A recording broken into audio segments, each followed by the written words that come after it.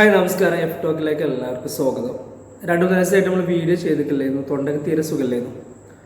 ഇന്നലെ നമ്മൾ വണ്ടൂര് ഒരു പ്രിയങ്ക ഗാന്ധിൻ്റെ നമുക്കറിയാം ബൈ ഇലക്ഷൻ നടന്നു. വയനാട് മണ്ഡലത്തിൽ പാർലമെൻറ്റിലേക്ക് ബൈ ഇലക്ഷൻ നടന്നു. അതിൻ്റെ റിസൾട്ട് വന്നു.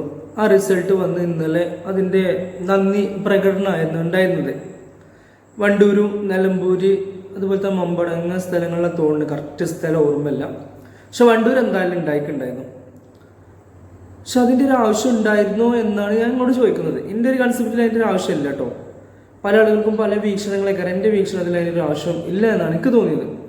ഞാൻ ആ വീക്ഷണത്തിൽ എത്താൻ കാരണം എന്ന് പറയുന്നത്, ഒന്ന്, ഇവിടെ പ്രിയങ്ക ഗാന്ധി ജയിച്ചത് കൊണ്ട് ഭരണമാറ്റം ഒന്നും സംഭവിച്ചിട്ടില്ല. കേന്ദ്രത്തിൽ ഇപ്പോൾ പ്രിയങ്ക ഗാന്ധി ജയിച്ചാലും തോച്ചാലും ഇവിടെ എന്താ പറയുക, ഒരു ഭരണത്തിൽ നമുക്ക് ഭരണമാറ്റം ഒന്നും സംഭവിച്ചില്ല. അതൊരു കാരണം. രണ്ടാമത്തെ കാരണം എന്ന് പറയുന്നത്, ഇവിടെ കാലങ്ങളായിട്ട് വയനാട് മണ്ഡലം രൂപീകരിച്ചത് മുതലേ ഇവിടെ UDFൻ്റെ സീറ്റാണ്. അവർ ബൈ ഇലക്ഷനിലൂടെ ആരെ കഴിയുന്നത് പിടിച്ചെടുത്ത സീറ്റല്ല, അവർ സിറ്റിംഗ് സീറ്റ് തന്നെയാണ്. മൂന്നാമതായിട്ട് രാഹുൽ ഗാന്ധിനെയും പ്രിയങ്ക ഗാന്ധിനെയും കമ്പയർ ചെയ്യുമ്പോൾ പ്രിയങ്ക ഗാന്ധി ശരിക്കും ഇവിടെ തോറ്റിക്കാണ്. എനിക്ക് തോന്നുന്നത് 40-50,000 രാഹുൽ ഗാന്ധിയിലെ കിട്ടിയതിനേക്കാൾ കുറവാണ് പ്രിയങ്ക ഗാന്ധിക്ക് കിട്ടിയിട്ടുള്ളത്. പക്ഷെ ഭൂരിപക്ഷം കൂടിയിട്ടുണ്ട്. ഭൂരിപക്ഷം കൂടാൻ കാരണം അത് പോളിങ്ങിൻ്റെ ശതമാനം കുറഞ്ഞത് അതുകൊണ്ടാണ്. അതായത് LDFൻ്റെ വോട്ട് അവർ ചെയ്തിട്ടില്ല, അതുകൊണ്ടാണ് ഭൂരിപക്ഷം കൂടാൻ കാരണം. എങ്കിലും നമ്മൾ രാഹുൽ ഗാന്ധിനെ 6 മാസം മുമ്പ് നടന്ന നമ്മളെ ഇലക്ഷനിൽ, പാർലമെൻറ്റ് ഇലക്ഷനിൽ രാഹുൽ ഗാന്ധിനെയും പ്രിയങ്ക ഗാന്ധിനെയും കമ്പയർ ചെയ്യുമ്പോൾ പ്രിയങ്ക ഗാന്ധി ബാക്ക് തന്നെയാണുള്ളത്. അപ്പോൾ ഇതുകൊണ്ടൊന്നല്ല കേട്ടോ ഞാൻ പ്രചരണത്തിൻ്റെ ആവശ്യകത ഇല്ലായിരുന്നു എന്ന് പറഞ്ഞത്. ശരിക്കും എൻ്റെ ഒരു അഭിപ്രായത്തിലൂടെ ഇലക്ഷനിൻ്റെ ആവശ്യമില്ല. CPIക്കും അറിയാം, BJPക്കും അറിയാം ഇവിടെ ഒരു ജയിക്കാൻ പോകുന്നില്ല. 4 ലക്ഷം 4.5 ലക്ഷം 5 ലക്ഷം വോട്ടൊക്കെ ഡിഫറൻസ് ഭൂരിപക്ഷമുള്ള മണ്ഡലത്തിൽ ഓല് എന്തിനാണ് ഈ ബൈ ഇലക്ഷനിൽ മത്സരിച്ചത് എന്ന് തന്നെ യുക്തിപരമായി നോക്കുമ്പോൾ നമുക്ക് ചിന്തിക്കുമ്പോൾ കിട്ടുന്നില്ല അതിന് ആൻസർ. ചിലപ്പോൾ ഓല് പറയുന്ന പോലെ വോട്ടർമാരെ വേറെ ചെയ്യാതെക്കാൻ വേണ്ടിയിട്ടാണ്. ഓരോ വോട്ടർമാരെ ഓൽക്ക് തന്നെ വെറുത്തിട്ടുണ്ട്. അതുകൊണ്ടല്ലേ പോളിങ്ങിൽ നമ്മൾ കണ്ടത് ഭൂരിപക്ഷം കൂടിയില്ലേ. ഭൂരിപക്ഷം കൂടി എന്നുള്ളതല്ല അവർ വോട്ട് ചെയ്തിട്ടില്ല എന്നർത്ഥം. ഭൂരിപക്ഷം അതായത് UDFൻ്റെ വോട്ട് അവർ പെട്ടിയിലാക്കി, പക്ഷെ എന്ത് ചെയ്തില്ല, LDFൻ്റെ പെട്ടിയിലാക്കാൻ കഴിയില്ല. അത് അവർ തമ്മിലുള്ള ഒരു വിരുദ്ധത തന്നെ ആവാം, അതെന്തെങ്കിലും ആവട്ടെ. പക്ഷെ എൻ്റെ ഒരു കാഴ്ചപ്പാടിൽ അതിൻ്റെ ഒരു ആവശ്യമില്ലേനു. ഏകപക്ഷീയമായിട്ട് UDFൻ്റെ സ്ഥാനാർത്ഥിനെ അവർ പാർലമെൻറ്റിലേക്ക് അയക്കുക നന്നായിരുന്നു. വെറുതെ കുറേ പോസ്റ്ററുകൾ അടിച്ചിറക്കി കുറേ ജനങ്ങൾക്ക് കുറേ ബുദ്ധിമുട്ടുണ്ടാക്കി പ്രചരണങ്ങളും കാര്യങ്ങളും നടത്തിയെന്നല്ലാതെ ഈ മണ്ഡലത്തിൽ ഒരു മാറ്റവും വരാൻ പോകുന്നില്ല.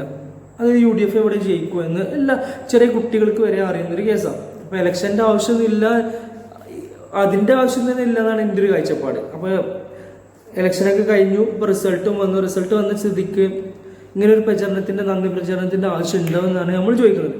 അപ്പോൾ ചിലപ്പോൾ നിങ്ങൾക്ക് ആവശ്യം ഉണ്ടാവും എന്നുള്ള ചില ആളുകൾക്കുണ്ടാവും. എൻ്റെ വീക്ഷണം ചിലപ്പോൾ തെറ്റാകാം.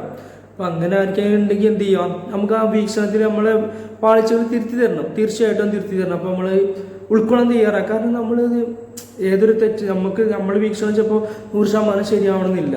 അപ്പോൾ അതെന്തെങ്കിലുമൊക്കെ ഉണ്ടെങ്കിൽ തിരുത്തി തരാം. ഞാൻ പറയുന്നത്, ഈ ഒരു പ്രചരണത്തിന് ഒരു 4-5 ലക്ഷം രൂപ എന്തായാലും ചിലവായിക്കുണ്ടാവും.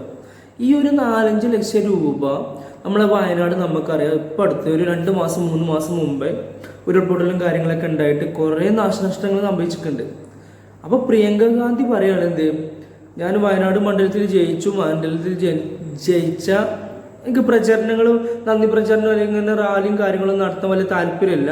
കാരണം ആ ഫണ്ട് ഞാൻ ഇങ്ങനൊരു നമ്മളെ ദുരിതാശ്വാസ നിധി, മുഖ്യമന്ത്രിൻ്റെ ദുരിതാശ്വാസ നിധിയിലേക്ക് കൊടുക്കണ ഞാൻ പറയില്ല കേട്ടോ.